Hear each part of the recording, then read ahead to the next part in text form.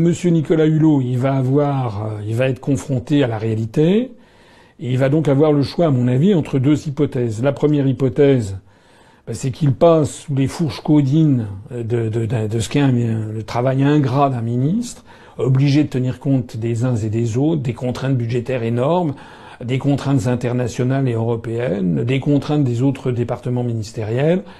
Et à ce moment-là, il risque en fait de piaffer, d'impatience et finalement d'apparaître comme ayant été une espèce de réclame, d'affiche comme ça, de star qu'on met sur le devant de la scène mais qui n'a pas de pouvoir réel, au risque de se déconsidérer auprès des Français qui sont intéressés par ce monsieur depuis qu'il a eu cette série télévisée à succès qui s'appelait Ushuaïa. Donc il est possible que M. Nicolas Hulot, finalement, ça fasse un peu pchit et que son ministère soit décevant.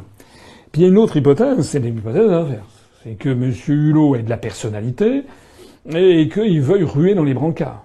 Et qu'il ne se satisfasse pas des lenteurs administratives, qu'il ne se satisfasse pas des contraintes budgétaires.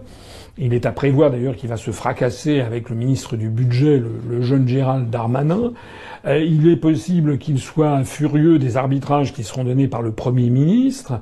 Et donc, au bout du compte, si c'est quelqu'un qui... Je ne le connais pas suffisamment, mais si c'est quelqu'un qui est soupe au lait, si c'est quelqu'un qui se fait en permanence, comment dirais-je, critiquer par la mouvance écologique, eh bien que tout ceci se termine dans un feu d'artifice et qu'il claque la porte dans 6 mois, voilà, ça, en jouant une espèce de scène tragique, là, comme à l'opéra. On me donne pas les moyens, etc. On l'a déjà vu dans la République. Hein.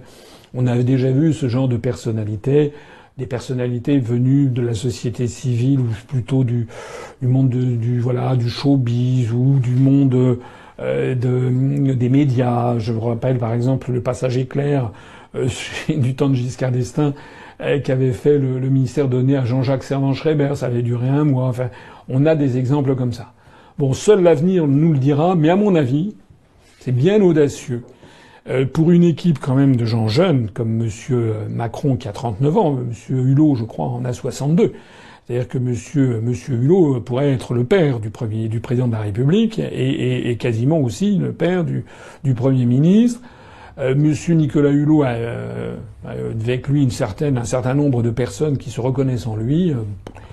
Et qu'est-ce qu'il va faire? On ne le sait pas trop, mais à mon avis, c'est un risque d'avoir une personnalité comme ça dans ce gouvernement.